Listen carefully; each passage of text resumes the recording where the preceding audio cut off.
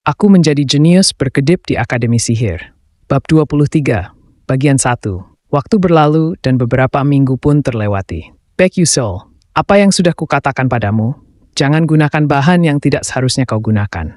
Dia mengamuk seperti binatang buas.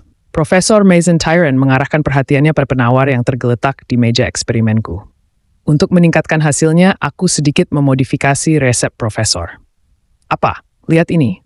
Ketika aku mengganti larutan iodin dengan esens tomat, efek detoksifikasinya hampir 2 kali lipat.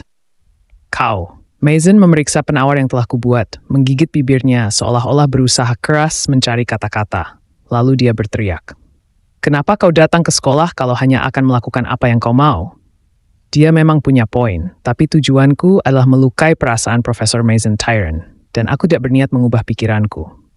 Ini karena bos dari episode 8 kontaminasi iblis gelap yang akan terjadi nanti adalah Profesor Mason Tyrant.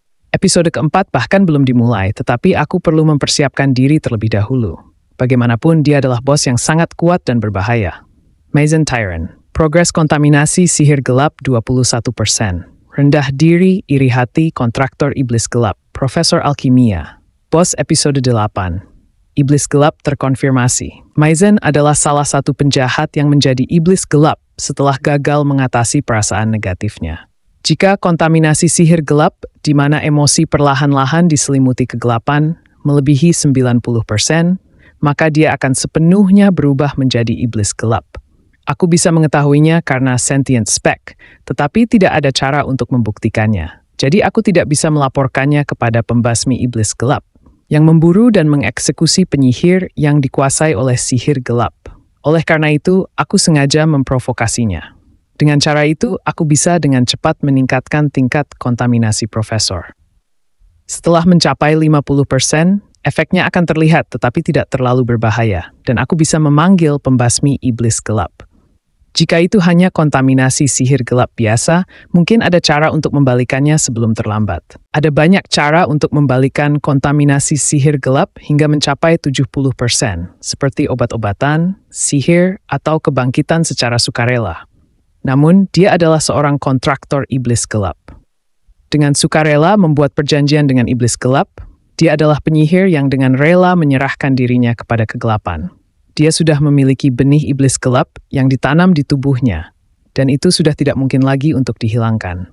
Namun, dia tidak hanya akan menjadi iblis gelap, dia juga akan berubah menjadi bos yang mengancam Stella dengan kemampuan yang mempengaruhi siswa lain dan mengubah mereka menjadi iblis gelap.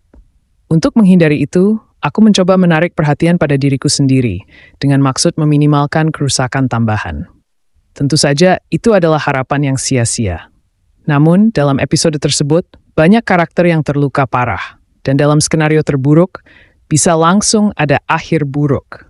Jadi aku memutuskan untuk melakukan yang terbaik untuk mencegahnya. Sikapmu tidak berubah. Harapkan untuk mendapatkan nilai rendah dalam alkimia. Dalam beberapa hal, keputusan profesor untuk menyinggung masalah nilai memang wajar. Apalagi yang bisa dilakukan profesor jika muridnya tidak patuh. Namun, nilainya bagus dalam semua mata pelajaran lain, dan tujuanku adalah lulus tanpa peringatan akademis. Jadi, mendapatkan nilai buruk dalam alkimia bukanlah masalah besar.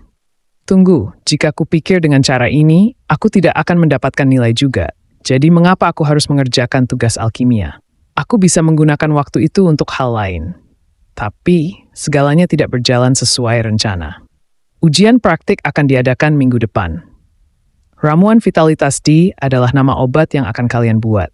Kalian bisa membuatnya dengan cepat jika menggabungkan semua pengetahuan kalian sebelumnya, tetapi sulit untuk membuatnya sendirian karena ada banyak bahan dan prosesnya rumit. Sebagai hasilnya, kita akan mengadakan ujian praktik ini dalam kelompok yang terdiri dari 4 orang. Mulai sekarang, bentuk kelompok dengan teman yang memiliki minat yang sama. Aku tidak bisa menahan keterkejutanku mendengar kata-kata Profesor Mason. Proyek kelompok.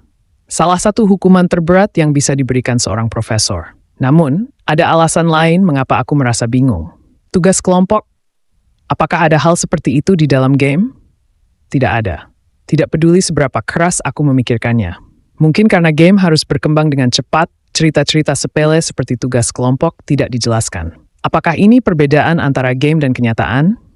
Apakah ada hal semacam ini dalam novel aslinya? Aku diam-diam menatap Edna, tetapi ekspresi ketidakpuasan itu membuat pikirannya benar-benar tak terbaca. Oh, mengapa harus tugas kelompok? Saat aku melirik sekeliling, para siswa perlahan-lahan menghindari tatapanku. Haha, bukankah bajingan itu mengerjakannya sendiri? Ah, mungkin. Bagaimanapun, dia hampir tidak punya teman. Aku mendengar ejekan pelan. Mereka adalah siswa dari faksi Jeremy. Setelah mengalahkan Morso dalam latihan beberapa hari lalu, ejekan mereka menjadi semakin parah, dan bahkan Profesor Maizen mulai menggangguku dengan menggunakan jaringannya, yang membuatku merasa semakin berani. Bahkan jika Profesor dan kelompok Pangeran Mahkota marah, tidak ada yang akan mendekatiku terlebih dahulu.